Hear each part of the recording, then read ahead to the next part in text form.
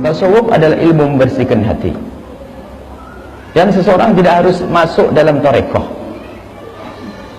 tapi yang harus seorang harus berusaha membersihkan hatinya. Tidak harus seseorang ikuti tarekoh Qadiriyah, Naqsyabandiyah, Tijaniyah, Rifaiyah dan yang lainnya, Alawiyah. Tidak. Kita tidak wajib mengikuti tarekoh. Yang wajib adalah kita wajib benar. Cuma untuk benar ini kadang susah. Anda boleh membaca satu riwayat dari Nabi membersihkan hati agar tidak dengki, tidak dendam dan sebagainya. Santun dengan orang, menjalankan fikih Syafi'i, selalu menata hati, bisa-bisa saja. Jadi tanpa guru pun, kalau ada orang bisa kenal Allah tanpa guru, bisa. Cuma tidak banyak orang yang diambil oleh Allah itu yang namanya jadab. Allah yajtabi ilaihi man yasha. Ada orang nggak pakai guru, nggak pakai apa-apa, ternyata diambil oleh Allah untuk menjadi kekasihnya. Allah yajtabi ilaihi man yasha wa yahdi ilaihi man yunib. Ada orang sampai kepada Allah tanpa guru itu ada. Tapi Allah yang ambil. Allah yajtabi ilaihi man yasha. Dia preman, bandel, badung di tengah pasar, nggak pernah sholat, tatanya di esok hari menjadi orang baik, ahli sholat, dermawan, nggak masuk tarekoh dia. Ada orang begitu. Tapi untuk masuk yang pertama ini kita belum tentu dipilih oleh Allah. Maka cara yang kedua, wa yahdi ilaihi man yunib. Allah juga akan memberi petunjuk, memilih kekasihnya man yunib, orang yang berusaha kembali kepada Allah. Dan berusaha ini ada dua cara. Kita berusaha sendiri. Ada yang kedua apa? Sambil berusaha disambut sama guru. Itu yang paling enak. Kalau Anda lagi tenggelam di laut, di sungai, Anda bisa menyelamatkan diri. Tapi paling enak kiainya ngining. Cepat. Makanya berguru bertorekoh ini, kalau gurunya benar, syaratnya gurunya benar, bukan guru palsu. Sebab banyak guru torekoh palsu. Oh banyak, kata Syekh Muhammad Said Ramadan Al-Buti, beliau cerita di Syam itu banyak guru torekoh itu jadi murid saja tak pantas.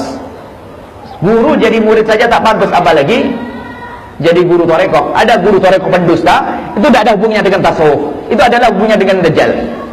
Guru torekoh yang benar, lihat, dia akan membawa kita dengan mudah sampai kepada Allah.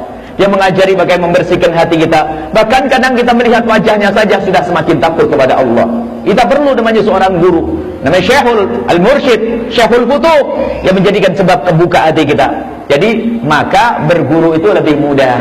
Kadang pandangan ketulusan seorang guru menjadikan kita mudah sampai kepada Allah. Jadi tidak harus seseorang itu ngambil ilmu, ngambil tarekoh, yang penting Anda benar. Cuma kadang kalau kita pengen benar ini adalah susah. Perlu dibimbing seorang guru yang ngajari zikirlah seperti ini, awas kamu jangan begitu, lakukan ini, itu haram, itu dosa. Maka kalau bimbingan seorang guru, kita mudah sampai kepada Allah Subhanahu wa ta'ala. Ada sebuah kisah pada zaman Nabi, ada seorang lihat ilmu tidak cukup, makanya jangan sok mengandalkan ilmu. Kita berguru itu penting. Apakah guru tarekoh atau guru ilmu, guru sanad ilmu. Berguru itu penting, melatih ketawaduan. Orang ngerti halal haram belum tentu dia meninggalkan yang haram. Ngerti itu haram tapi masih melanggar. Ada pada zaman Nabi seorang laki-laki berkata, "Ya Rasulullah, aku punya kebiasaan zina ya Rasulullah." Zina. Nabi dengan kelembutannya berkata, mengajak dialog dengan akalnya. Zina. Kamu tahu, kamu punya ibu? Punya ya Rasulullah. Kamu punya adik perempuan? Punya ya Rasulullah. Kamu punya anak perempuan? Punya ya Rasulullah. Apa kamu rela jika ada orang berzina dengan adik perempuanmu, atau berzina dengan ibundamu, atau berzina dengan saudari perempuanmu? Spontan, girohnya seorang Arab berkata, tidak, aku tak rela ya Rasulullah. Baik, akalnya bisa terima. Begitu juga wahai saudaraku, kalau engkau berzina dengan seorang perempuan, sesungguhnya engkau telah berzina dengan ibunya seseorang, atau adiknya seseorang, atau anaknya seseorang. Tentu di sana ada orang yang marah. Dia paham dengan akalnya.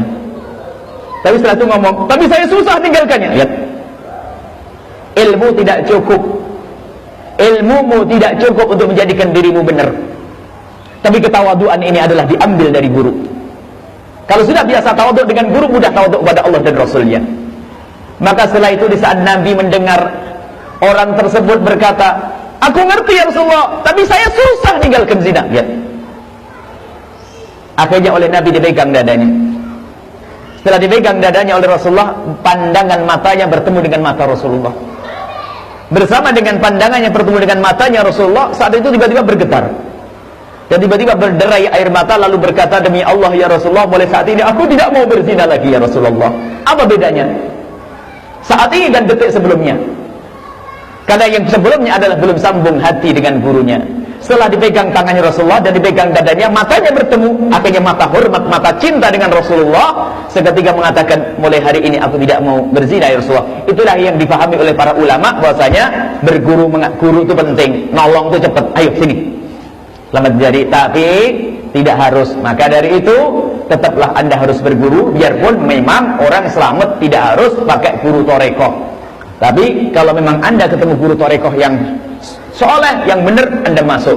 Kalaupun tidak torekoh yang resmi seperti itu, Anda patuhlah dengan guru-guru yang soleh, maka sesungguhnya dia adalah penyambung antara dirimu dengan Rasulullah, biarpun tidak masuk torekoh khusus itu dalam bertasawuf. Mungkin guru di kampung kita yang sangat tawadhu, dengan sederhana, dia bukan mursyid torekoh, tapi ternyata kita duduk dengan dia akan semakin lembut. Duduklah dengan dia, maka itu syekh utuhmu yang menjadi sebab kebukaan hatimu.